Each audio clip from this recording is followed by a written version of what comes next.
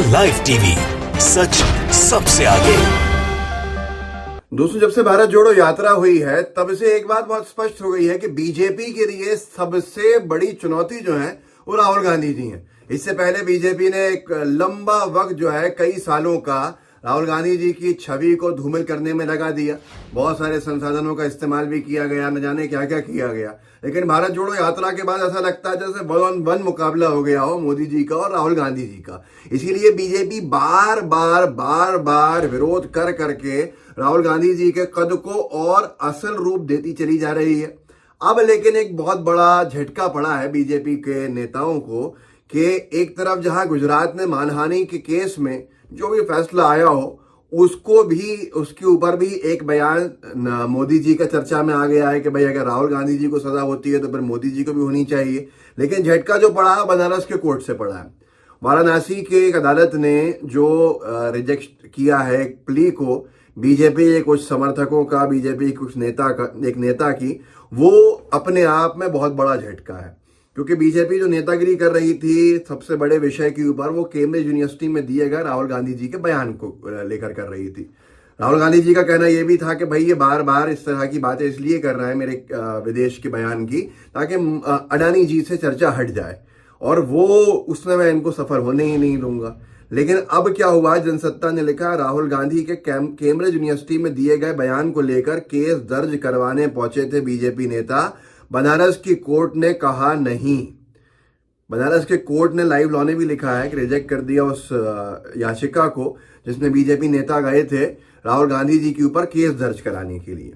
और केस दर्ज कराने के लिए ये कह रहे थे कि राहुल गांधी जी ने जो बात करी है विदेश के अंदर फॉरेन में जाके, वो आपत्तिजनक है, और उसमें उन्होंने आरएसएस की तुलना कर दी है किससे, आतंकी संगठन से।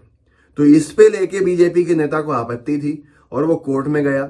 उसने कहा कि साहब आरएसएस के ऊपर की तुलना आतंकी संगठन से की है, ये अपराध है और इसके ऊपर हम मुकदमा दर्ज कराना चाहते हैं। कोर्ट ने कहा कि ऐसा कोई मुकदमा दर्ज कराने के लिए हम नहीं कहेंगे, ये सही नहीं है।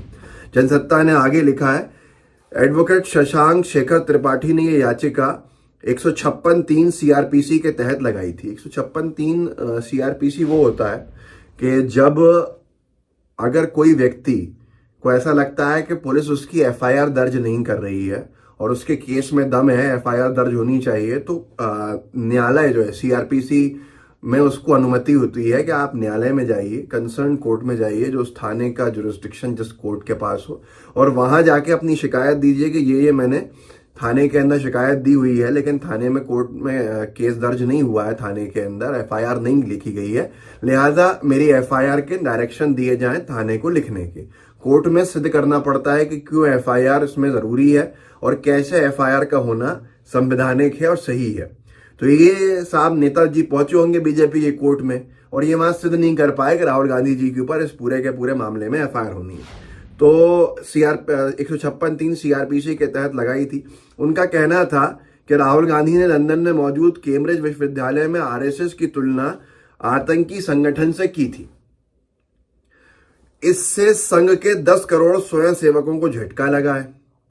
अब इसके ऊपर कोर्ट ने कहा है कि नहीं, ऐसा कुछ भी नहीं हुआ है, ऐसा कुछ नहीं है जिसके ऊपर एफआईआर दर्ज की जाए। क्या कोर्ट ने कहा है मैं आपको आगे बताऊंगा।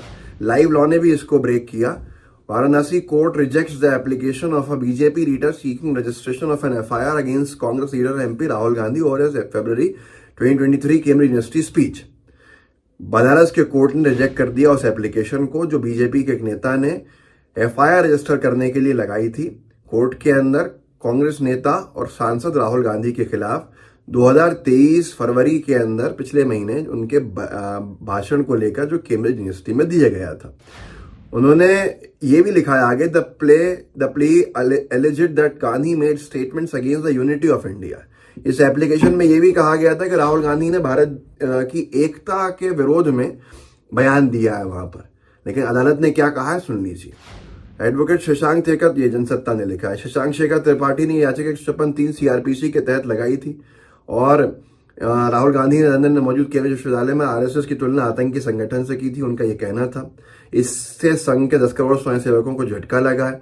एसीजेएम उज्जवल उपाध्याय ने कहा, जज साहब ने, कि संविधान में मौजूद फ्रीडम ऑफ स्पीच को दिए अधिकार की राहुल के बयान में कोई अवहेलना नहीं की गई है, लिहाजा उन पर कोई आरोप साबित नहीं होता। बीजेपी नेता की मांग थी कि राहुल गांधी पर आईपीसी के सेक्शन 120B, 147, 153A, 295A, 295 के तहत केस दर्ज किया जाए, लेकिन कोर्ट ने अपने फैसले में माना कि संविधान में हर शख्स को जो अधिकार दिए गए हैं, राहुल ने इससे इतर कोई बात नहीं कही है।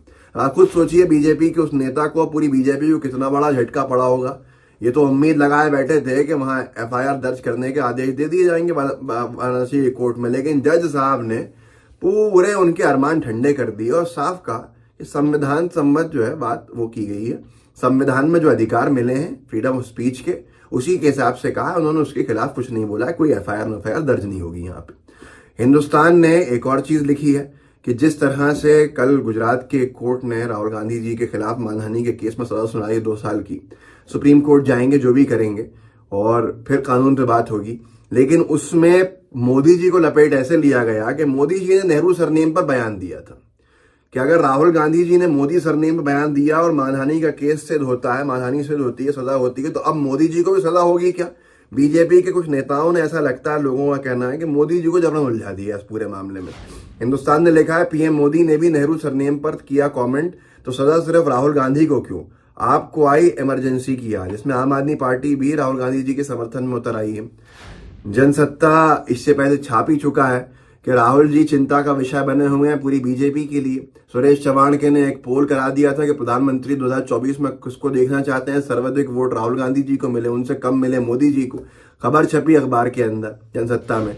पत्रकार के ट्विटर पोल पर में पीएम मोदी से आगे निकले राहुल गांधी, लोग बोले डिलीट करने का समय आ गया है। तो ये सारी की सारी चीजें बीजेपी की चिंता तो बढ़ा ही रही हैं। और फिर ये बनारस के कोर्ट में जिस तरह से हार का सामना करना पड़ा बीजेपी नेता को, वो बीजेपी के लिए अच्छा खासा बड़ा झटका है, क्योंकि बीजेपी तो राजनीति इस पे कर रही थी कि राहुल गांधी जी ने देश विरोधी बयान दे दिया कैम्ब्रिज यूनिवर्सिटी में जाके। अब कोर्ट कह रहा है कि उन्होंने फ्रीडम ऑफ स्पीच के हिसाब से जो उनको अधिकार मिले हुए हैं संविधान में, उसके आगे जाके कुछ कहा ही नहीं है और कोई मामला दर्ज नहीं होता है। ऐसा कुछ नहीं दिख रहा है जिससे कि एफआईआर दर्ज की जाए। तो ये बीजेपी के लिए सेल्फ गोल कह लीजिए या अपने आप में एक बड़ा झटका कह लीजिए, जो समझ में आए आप कह सकते हैं। इस वीडियो को आगे बढ़ाइएगा, लोगों को जागरूक कर सकते हैं, कीजिए कि लोगों को बताइए कैसे बीजेपी के नेताजी को मुंह की खानी पड़ी बनारस के कोर्ट के अंदर, जो एफआईआर दर्ज कराने गए थे राहुल गांधी जी पर। कैम्ब्रिज यूनिवर्सिटी इशू के अंदर शायद ये पहला जुडिशियल एक स्टेटमेंट आया होगा या फैसला आया होगा जो बीजेपी के लिए बहुत अच्छा नहीं है। इस वीडियो को आगे बढ़ाइएगा, व्हाट्सएप ग्रुप में शेयर कीजिएगा, साथ में लाइव टीवी को सब्सक्राइब भी कीजिए, बेल आइकन भी दबाइए। जय हिंद, जय भारत।